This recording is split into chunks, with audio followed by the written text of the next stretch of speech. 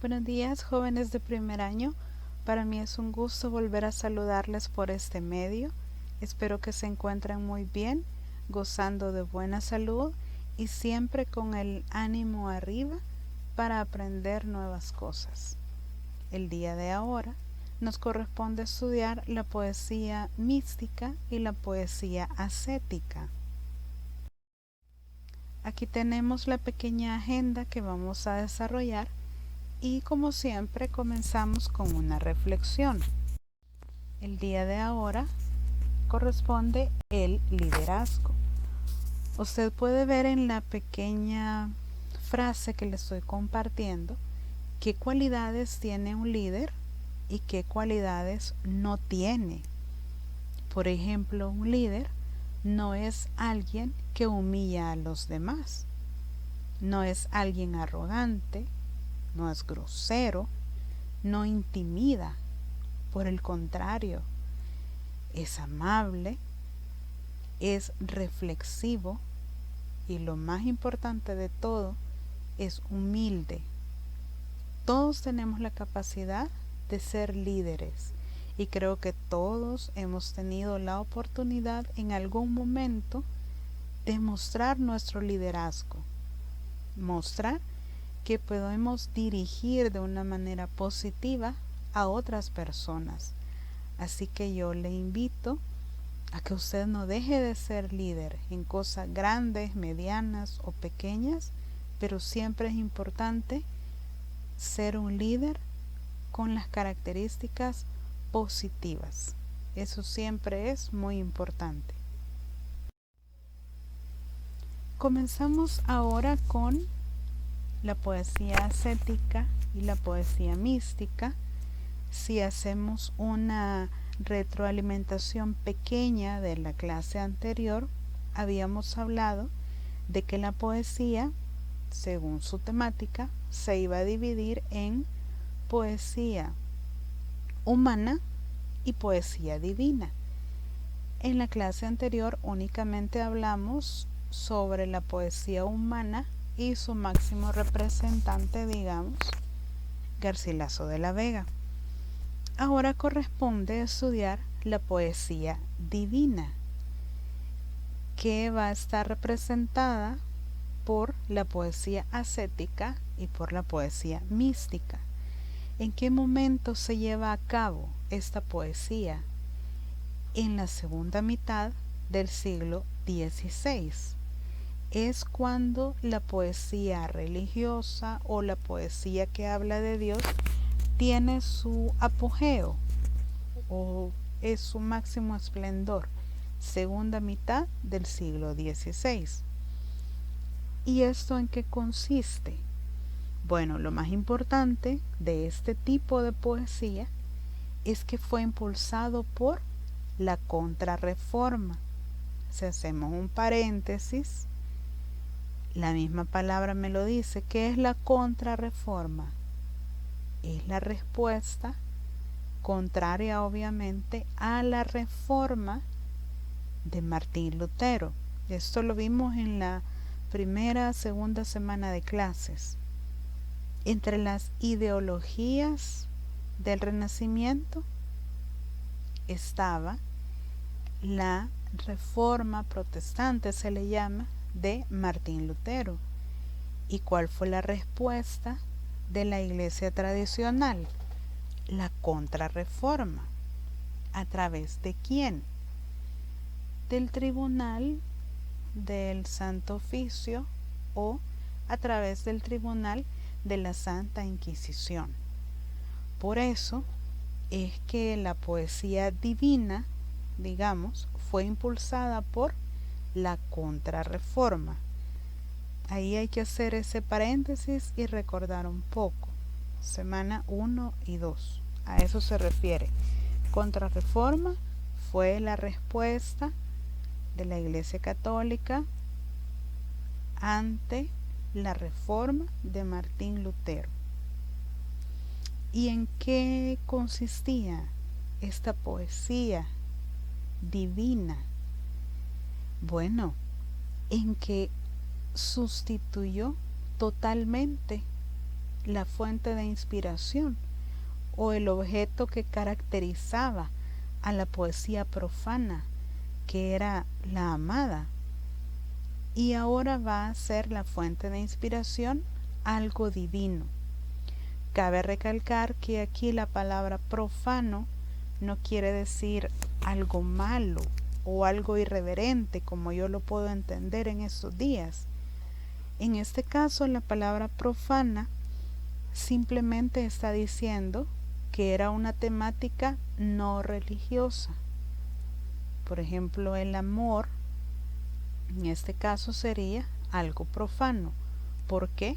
Porque no es algo divino, no es algo de la iglesia o no es algo que habla de Dios. Entonces es profano. Entonces, resumiendo, la poesía divina, lo más importante es que ha cambiado su fuente de inspiración o el motivo de su inspiración. Ahora ya no es la inspiración, la amada, el amor o una mujer. Ahora la inspiración es la divinidad, Dios o un aspecto religioso, como usted guste llamarle. En la segunda mitad del siglo XVI, los poetas que se dedicaban a la temática divina tenían comunión con Dios a través de dos formas o a través de dos vías, o los poetas estaban clasificados en dos grupos, ascéticos y místicos. ¿Cuáles eran los poetas ascéticos? Eran aquellos que habían renunciado a cualquier placer humano y carnal para purificar su alma y poder tener una relación con Dios, para que su alma pudiera tener una relación con Dios y un encuentro personal, digamos. Entonces era necesario que ellos hicieran un sacrificio por renunciar a todo lo mundano, a todo lo superficial, a todo lo que no les era útil para acercarse a Dios. Debían llevar una vida muy recatada, una vida muy austera para acercarse a Dios. Por el contrario, los que eran místicos estaban como predestinados. Dios los había escogido desde su nacimiento, digamos, para que tuvieran un propósito divino en la vida. Ellos no hacían ningún tipo de sacrificio para acercarse a Dios, sino que Dios los había elegido o estaban predestinados. Veamos un ejemplo de cada uno de estos autores. Por ejemplo, Fray Luis de León es un poeta ascético. Entre sus características está que encuentra la espiritualidad en el mundo natural. ¿Qué quiere decir esto? Que él se retira, se aísla en la naturaleza para encontrar en ella o para redescubrir en ella a Dios. Esto es algo como cuando a usted le dicen, por ejemplo, que va a ir a un retiro espiritual, a un retiro juvenil de cualquier iglesia, de cualquier denominación. ¿Se han fijado que siempre son a lugares naturales y a lugares muy alejados de la ciudad? Alguna montaña, algún cerro, algún lago, siempre son a lugares lejanos del bullicio, de las comodidades, digamos, de la ciudad. Y entre las indicaciones que a uno le dan cuando va a un retiro, ¿qué le dicen? Por ejemplo, no lleve teléfonos celulares, no lleve computadoras, porque la idea es que usted se aleje de todo y se concentre en una sola cosa, que sería tener una comunión con Dios, purificar su espíritu, meditar y así estar más sensible a la voz de Dios y poder entender cuáles son sus designios para nuestra vida. Entonces, esta quizás es la característica más importante de Fray Luis de León, que él encuentra en la naturaleza la inspiración y más aún la comunión con Dios. También dice que ha tomado como ejemplo a poetas paganos. Recuerde también, paganos quiere decir que no hablaban de Dios, sino que hablaban de temas seculares. Y estos poetas paganos son Horacio y Virgilio. ¿Qué tomó de ellos? Bueno, tomó el estilo o tratar de tener un estilo armónico, mesurado, muy elegante, ¿verdad? Y también que su fuente de inspiración principal siempre es la Biblia, más que todo el libro de Cantares. Entre sus poemas más importantes tenemos En la Ascensión, A la vida retirada y Noche serena. Tenemos a San Juan de la Cruz. Él es un poeta místico y entre sus características la más importante es que sostiene que cualquier persona que quisiera llegar a ser un místico debía atravesar o debía superar 3 vías. La primera es la purgativa. Consistía en que mi alma debe purgar o debe recibir un castigo para purificarse, para despojarme de cualquier pecado, de cualquier cosa negativa que me impidiera una comunión con Dios. Entonces la primera vía o el primer paso consiste en purificar mi alma a través de un castigo, a través de la purgativa. La segunda vía es la iluminativa. Una vez que mi alma ha sido purificada o ha sido purgada, entonces está lista para comprender los designios de Dios.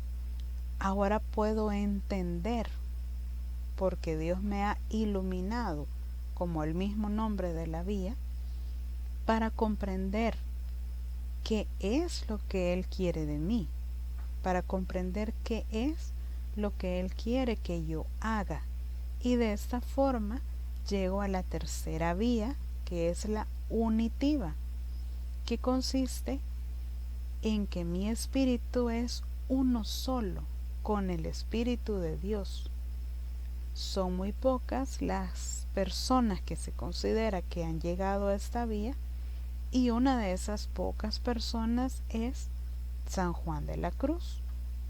Sus poemas más importantes, que están inspirados obviamente en la Biblia y que siempre hablan de un esposo y de su amada, son Cántico Espiritual, Noche Oscura del Alma y Llama de Amor Viva.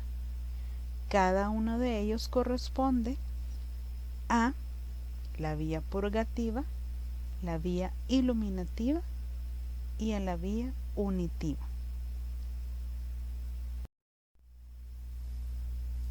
Ahora corresponde el análisis de poesías de Fray Luis de León y San Juan de la Cruz. Para esto debe referirse a la guía de actividades de esta semana. Ahí encontrará los poemas y encontrará los literales que debe desarrollar de cada uno. Lea bien las indicaciones porque no son todos los literales los que va a desarrollar, únicamente son algunos. La fecha de entrega difiere entre el bachillerato técnico y el bachillerato general. Si el bachillerato general no puede entregarme la actividad el día de hoy, no hay ningún problema. Yo la voy a recibir cuando esté lista. No se preocupen por eso. Para cualquier duda, saben que me pueden escribir al correo, un mensaje en Twitter o en la plataforma del colegio y con gusto estaré para solventarles cualquier duda.